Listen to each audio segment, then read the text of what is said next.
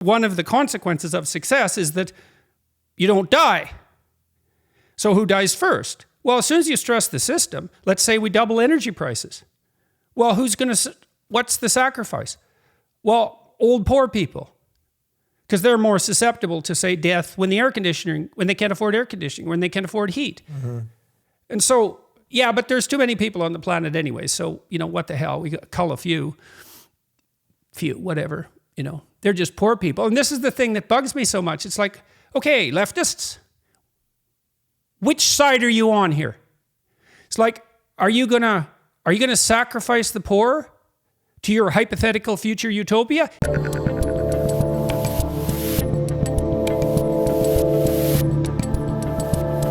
Those people at the climate change summit were serious. What they would be, and we could be very, very specific about this. Here's what you do if you're a leftist who's concerned about the environment and the poor simultaneously. Okay? You make power, energy, as cheap as possible for everyone, because there's no difference between energy and wealth, and because rich people can't hoard energy. It's not a Pareto problem, right? Because all the energy doesn't end up in the hands of a few. So you try to build nuclear reactors, perhaps. There's a bit of a problem getting rid of the waste. And there's a lot of bureaucratic wrangling around that. It's not a solved problem entirely, but we don't have a better option than nuclear in the long run. And so you make power as cheap as possible. So if you want to save the climate, you want to make power everywhere in the world as cheap as possible, as fast as possible, to make people as rich as possible, because the richer they get, the more they care about the environment. And that pattern is clear in China and India, which have greened substantially in the last 20 years. Those two countries have greened an area the size of the Amazon in the last 20 years. And that's in addition, by the way, just so everyone knows. Here's a cool little fact. You know that as carbon dioxide levels rise, plants can grow in drier environments, semi-arid, like deserts, like the sandbanks on oceans and lakes, stabilizing that as well. And so because the carbon dioxide levels have risen, the plants can close their pores, the breathing pores, and so they don't evaporate water as much. And so an area the size of Alaska has greened in the last couple of decades, in addition to what China and India have planted.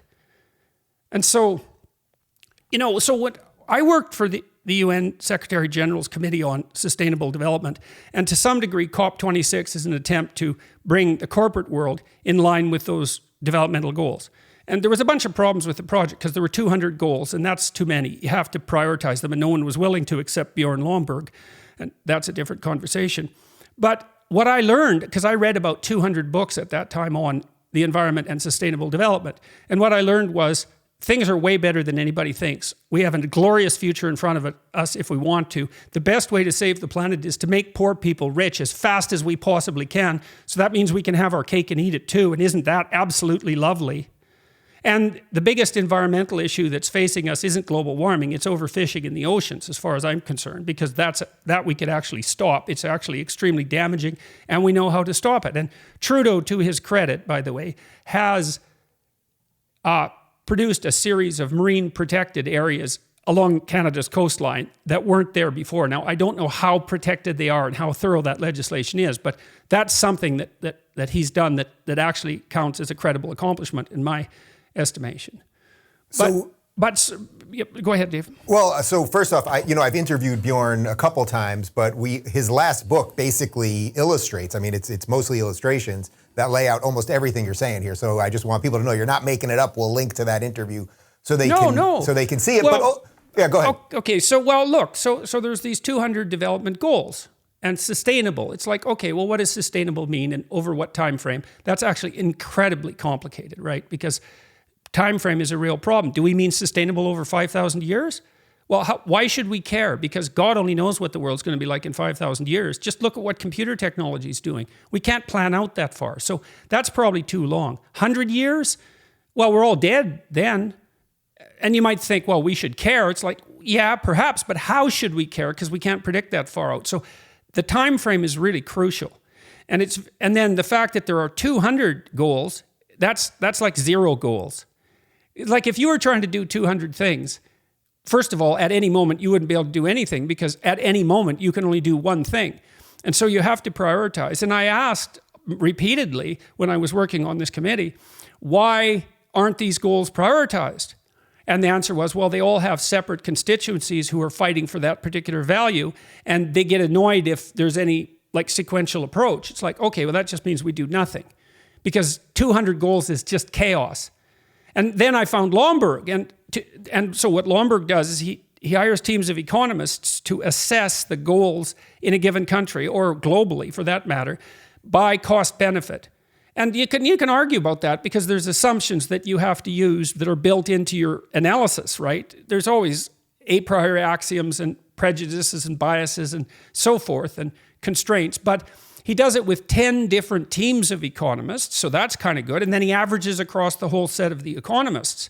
And then you might say, well, it's an economic analysis and that doesn't take everything into account. It's like, A, everything can't be taken into account. And B, do you have a better idea? And if not, then, well, what good is your criticism? Like, I haven't seen a better idea than Lomborg's idea, but from anyone. So, is part of the problem that people, because our institutions have in so many ways failed us, and I know you've obviously talked about it and wrote about it in your last book, that we shouldn't just needlessly want to burn down these institutions, but they've sort of failed us to the point that when they do these conferences, like these climate conferences, I was listening to Obama's speech yesterday, and he's going on and on about how we're going to have to sacrifice and all that. Meanwhile, he just bought who's going to have to sacrifice? Right. Who's going to have to sacrifice? And exactly what? $15 million house. He just bought a $15 million house on the water in Martha's Vineyard. I was just down in Miami. Trust me, there's plenty of $40 million mansions. Well, there you go, Dave. That's a sacrifice because he didn't buy a $40 million mansion. Right, so we should be thankful for him as he flew there. So let's talk about sacrifice. Yeah. Okay, so let's let the old people freeze in the dark.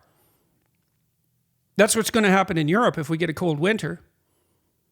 So who's going to sacrifice here? Well, I can tell you the answer to that. And let's play leftist here for a minute, okay? So there are hierarchies. I think they're competence hierarchies, but they're corrupted by power to some degree. And how much is worthy of investigation, and we should always clean them up. I mean, you just did that in some sense when you said our institutions are corrupt, right? And we have to be very judicious. Which institutions? Where are they corrupt? How are they corrupt? At a level of detail. And analyzed in a manner that allows us to fix them instead of replace them wholesale, right? So, okay, in any case, in a hierarchy, when there's stress, illness and death climb from the bottom up. That's partly why you want to be nearer the top in a hierarchy, because it's actually psychophysiologically easier. Well, obviously, because otherwise, why would you strive for it? I mean, there are other reasons. You know, maybe you want to do good for other people. Maybe you're motivated by power. Maybe you're a psychopath. Maybe you're acting instrumentally. There's lots of other reasons, but one of the consequences of success is that you don't die. So who dies first? Well, as soon as you stress the system, let's say we double energy prices. Well, what's the sacrifice? Well, old poor people, because they're more susceptible to, say, death when they can't afford air conditioning, when they can't afford heat. And so, yeah, but there's too many people on the planet anyway. So, you know, what the hell? We got cull a few, whatever, you know, they're just poor people. And this is the thing that bugs me so much. It's like, okay, leftists, which side are you on here? It's like, are you gonna sacrifice the poor to your hypothetical future utopia? Yeah, but they're all gonna die anyways because the planet's gonna burn. No, it's not.